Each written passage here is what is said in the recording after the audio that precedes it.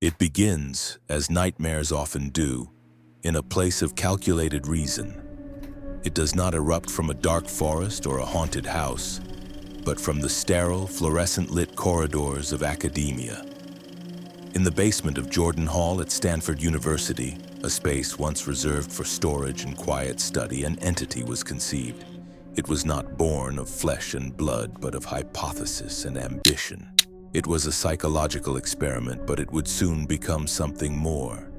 A living, breathing organism of cruelty, fed by the very human subjects it was designed to observe. This creation was meant to last for 2 weeks, a fortnight of simulated reality. It would survive for only 6 days. In that brief, incandescent span of time, it would consume the identities of 24 young men, shatter the illusions of its creators, and leave a permanent scar on our understanding of human nature. How thin is the membrane that separates who we are from who we might become? What is the precise alchemy of circumstance and authority that can transmute an ordinary, well-adjusted student into a tormentor, or a passive participant into a broken, hollowed-out victim? We believe in the solidity of our own character, in the bedrock of our personal morality. But what if that bedrock is merely sand, waiting for the right tide of situational pressure to wash it all away? The story of the Stanford Prison Experiment is not a story about monsters. It is a story about us. It asks the most uncomfortable question of all. If the roles were reversed, if the uniform were yours, if the key was in your hand, what would you do?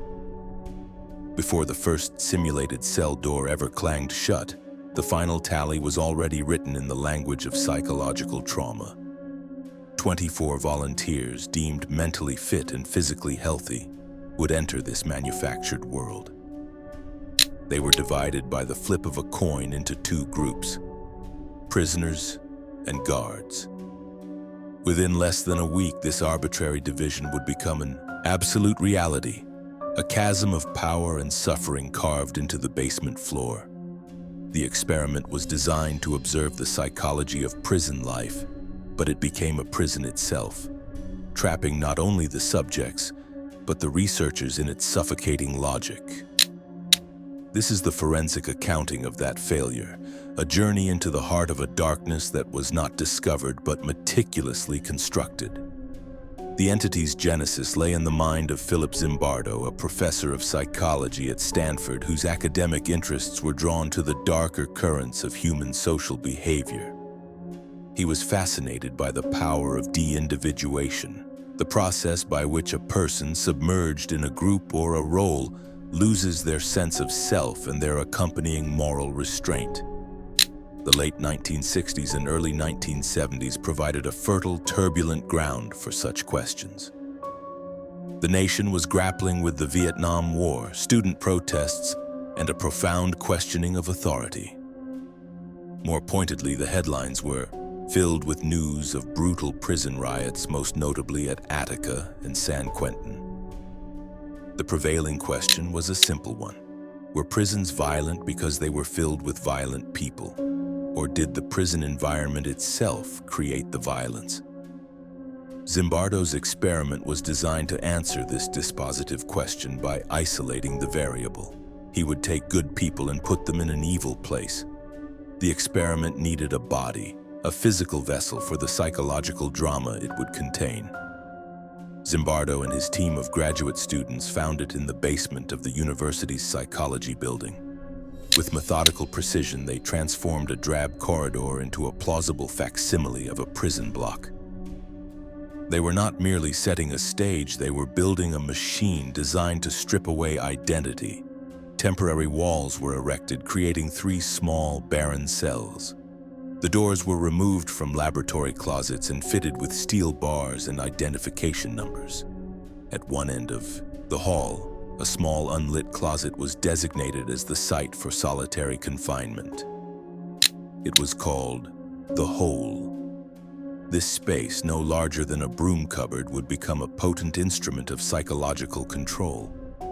The entire environment was engineered for surveillance and oppression.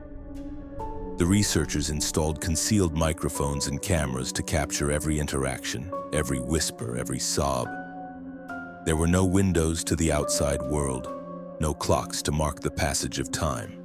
This was a deliberate choice, meant to create a disorienting, intense environment where the only reality was the one dictated by the experimenters. The corridor was renamed the Stanford County Jail. Zimbardo, the lead researcher, cast himself in the central role of prison superintendent, a decision that would prove to be the experiment's most catastrophic flaw. He was no longer a detached observer.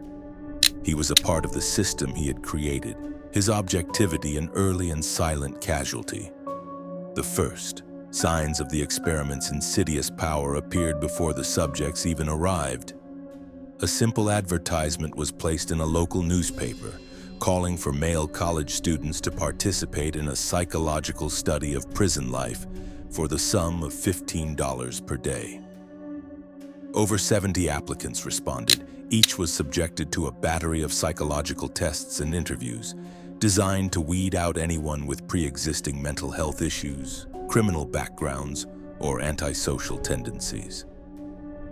The final 24 participants were, by all objective measures, the epitome of normal. They were healthy, intelligent, middle-class young men. They were the control group of humanity itself.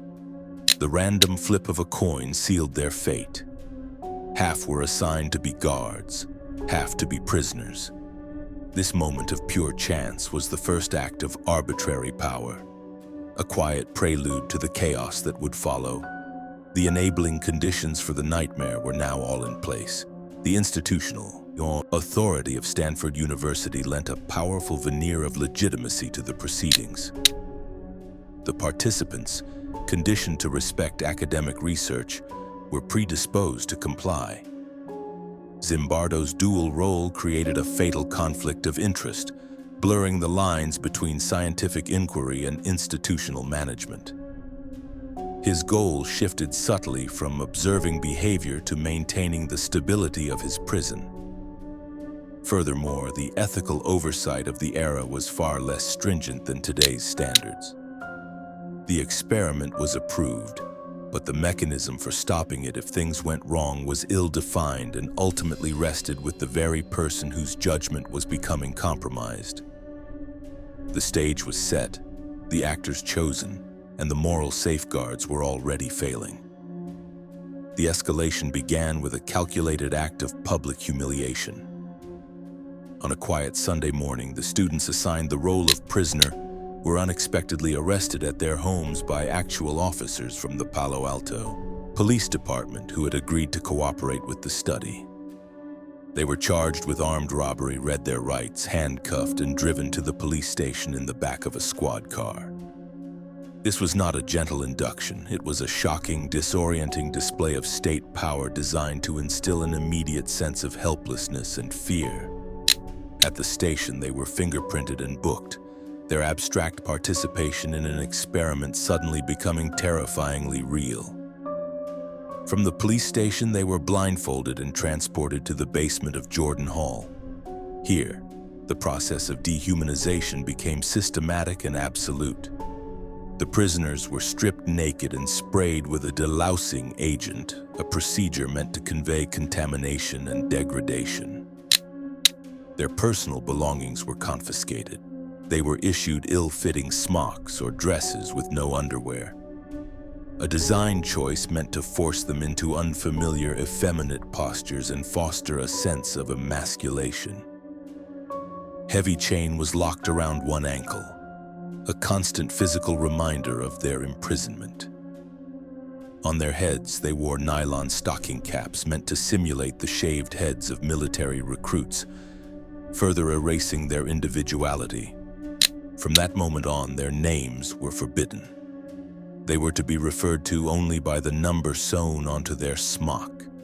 The machinery of evil was not built on overt physical violence, but on a relentless and inventive campaign of psychological degradation. The guards, who had been given only a brief orientation with vague instructions to maintain a reasonable degree of order, quickly began to improvise their methods of control.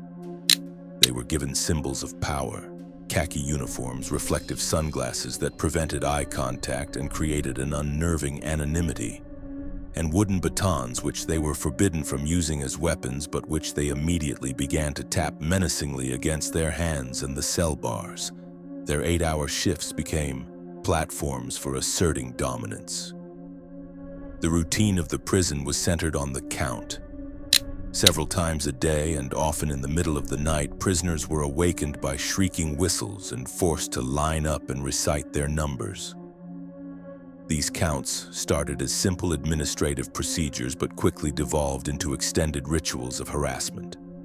Guards would use the counts to test the prisoners' obedience, to berate them for minor infractions, and to demonstrate their absolute authority over the prisoners' time and bodies.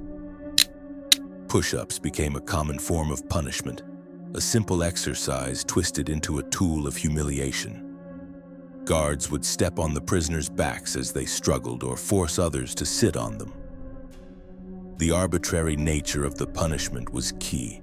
It taught the prisoners that their fate was entirely dependent on the whims of their captors. The psychological landscape inside the basement began to warp at an astonishing rate. For the guards, the uniform and the power it conferred acted as a permission slip for cruelty. They quickly sorted themselves into archetypes. There were the tough but fair guards who followed the rules to the letter. There were a few good guards who tried to do small favors for the prisoners but were unwilling to challenge the authority of the more aggressive guards. And then there were those who appeared to relish the power, inventing new and more degrading games to play. The most notorious of these was a guard the prisoners nicknamed John Wayne, a student who adopted the persona of a sadistic prison official, his creativity for cruelty seeming to grow with each passing shift. For the prisoners, the psychological trajectory was a steep descent into despair. On the second day, they attempted a rebellion, barricading their cell doors with their beds and ripping off their numbers. The guards responded with overwhelming force, spraying the prisoners with a fire extinguisher, breaking into the cells, stripping the prisoners naked, and taking away their beds. The ringleaders were thrown into the hole. This failed rebellion was a turning point. It extinguished the prisoners' collective spirit and taught them the futility of resistance. From that point on, their behavior became increasingly passive, dependent, and depressed. They were internalizing the role of the prisoner, exhibiting what psychologists would later term pathological prisoner syndrome. Even Zimbardo, the architect of this world, found his own psychology shifting. He was no longer a neutral scientist observing data points. He was the superintendent, and the prisoner rebellion was a threat to his institution. He found himself thinking about security, control, and the risk of a mass escape.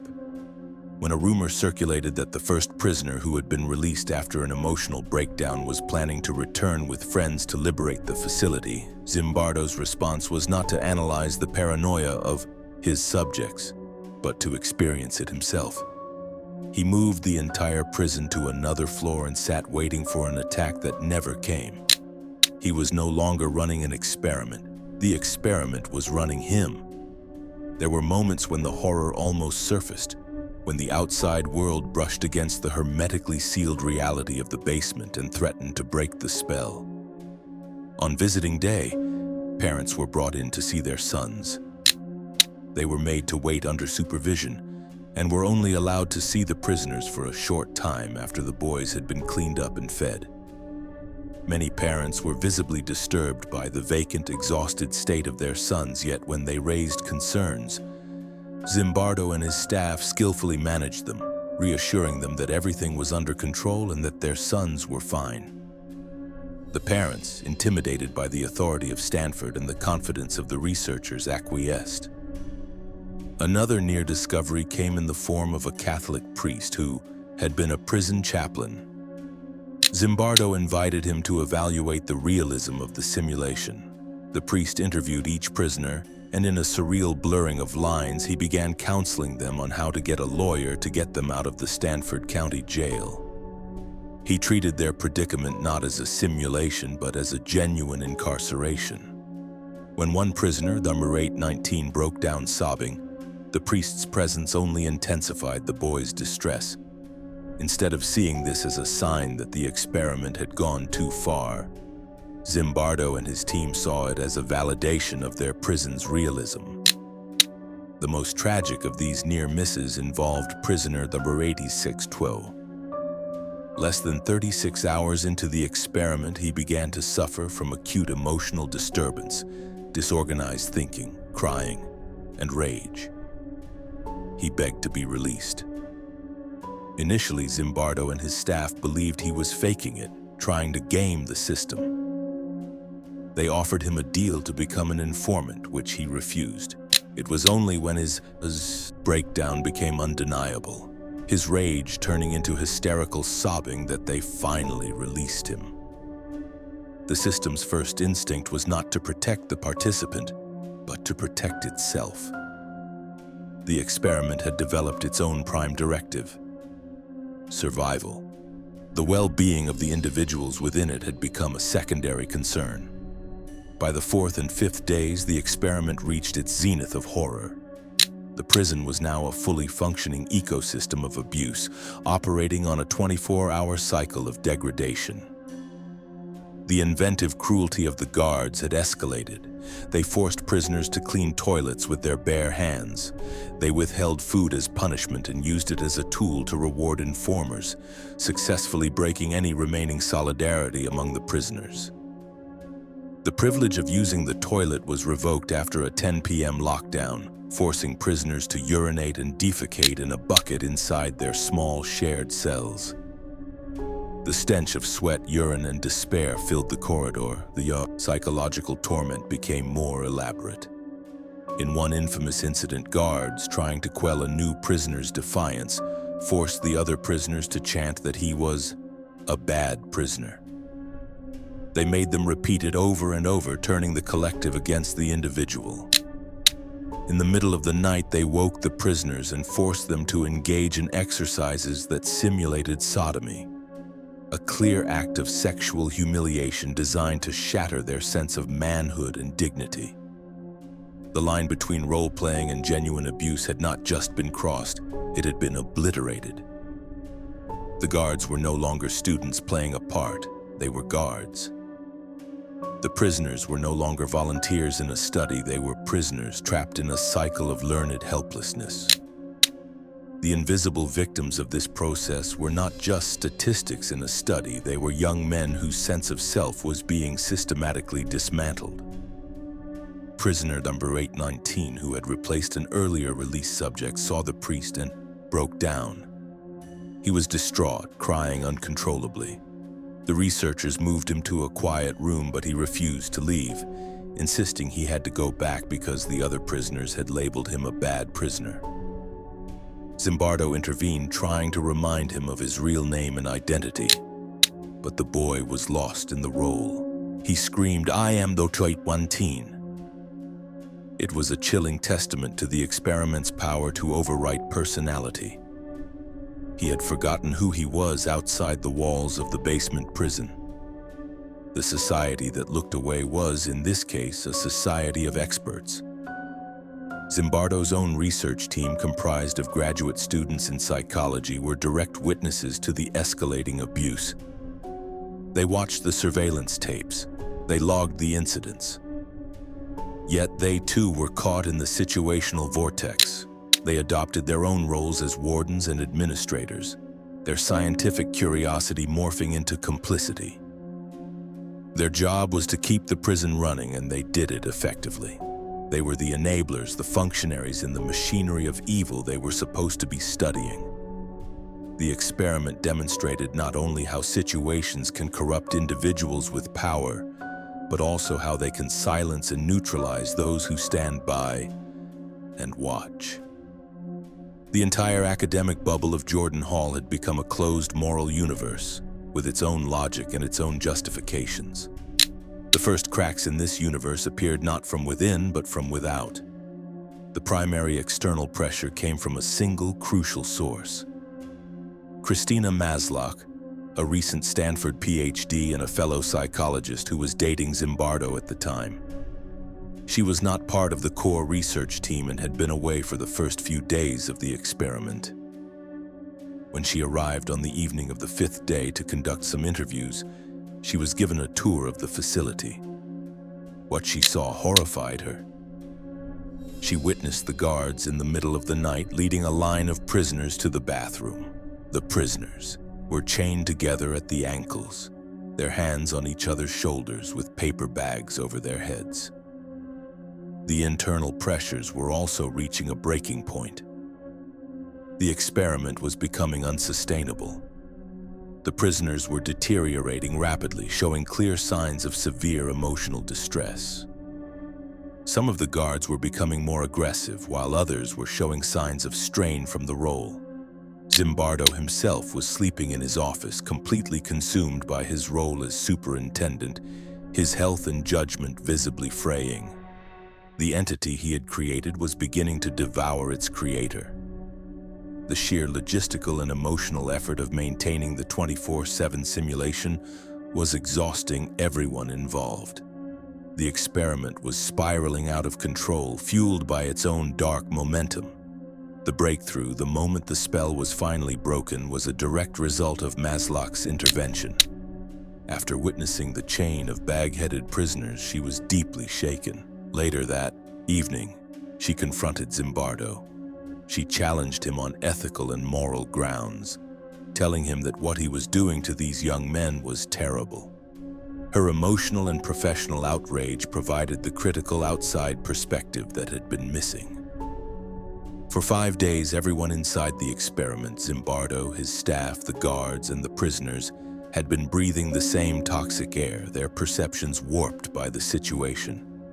Maslach had just walked in from the fresh air and she could smell the poison.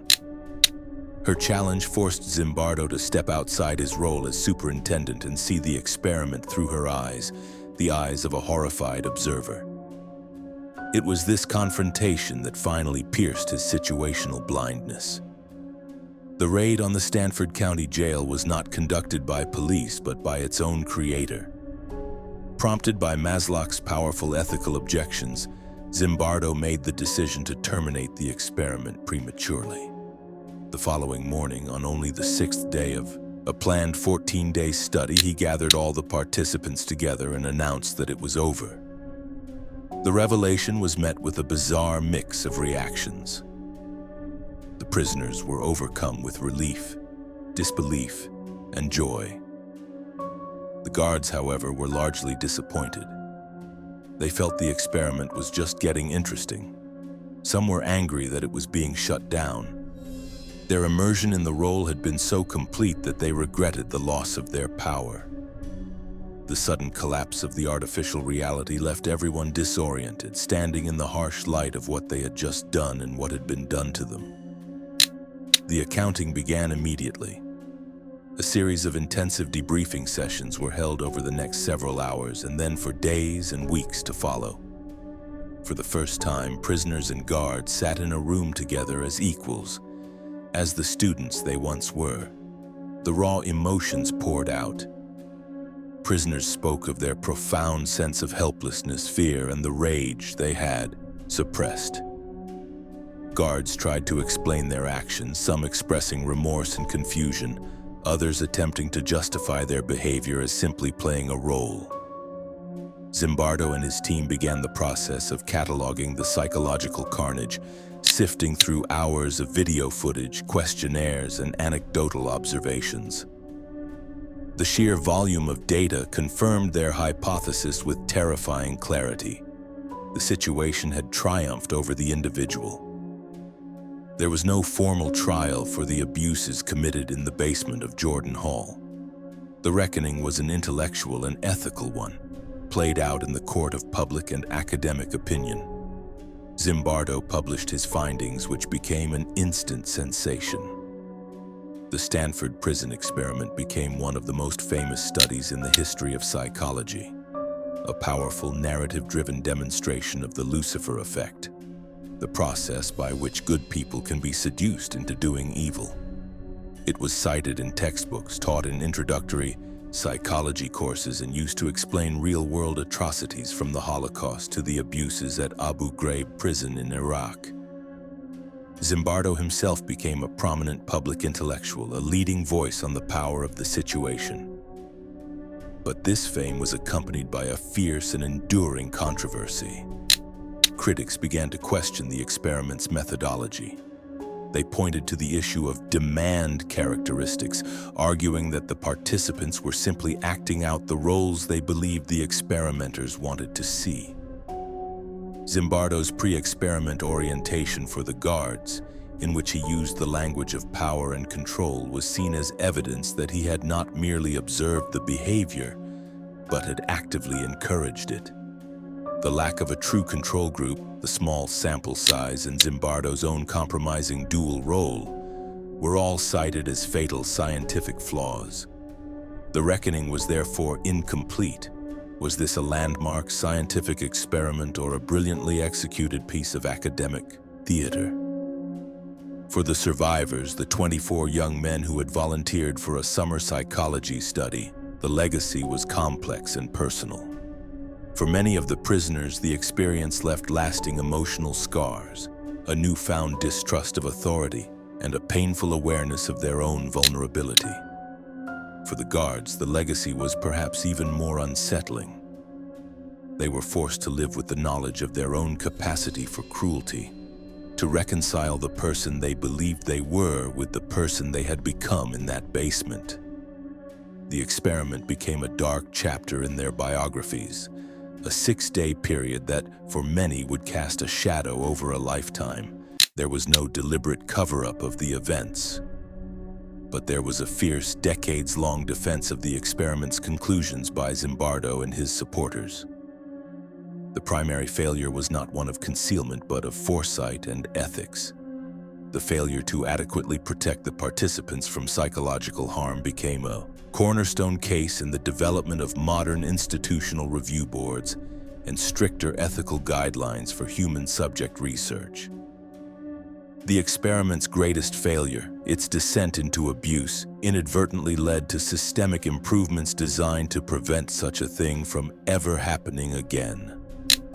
The suffering in the basement of Jordan Hall became a lesson written into the very regulations of modern science.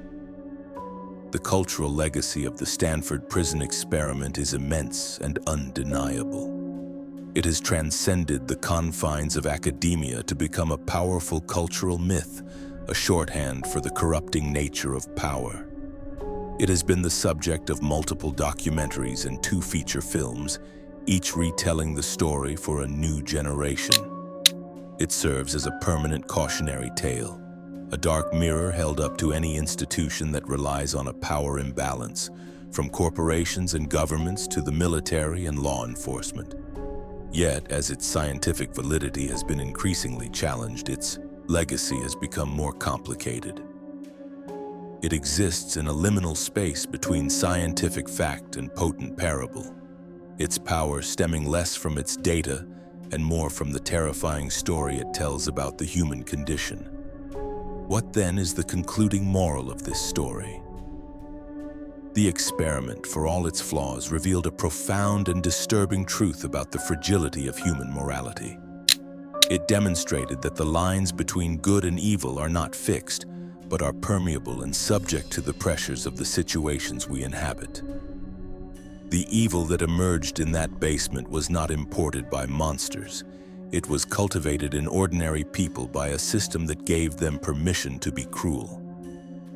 The experiment serves as a permanent warning that the systems we build, our prisons, our armies, our corporate hierarchies, have the power to reshape the character of the individuals within them. It asks us to remain vigilant, not only of overtly evil leaders, but of the seemingly neutral situations and roles that can lead good people down a dark path. Have we learned its lesson? Or are we all just one uniform, one set of mirrored sunglasses away from becoming the guard? The silent, empty corridor in the basement of Jordan Hall offers no easy answer, only a lingering, quiet horror at the darkness it so briefly contained.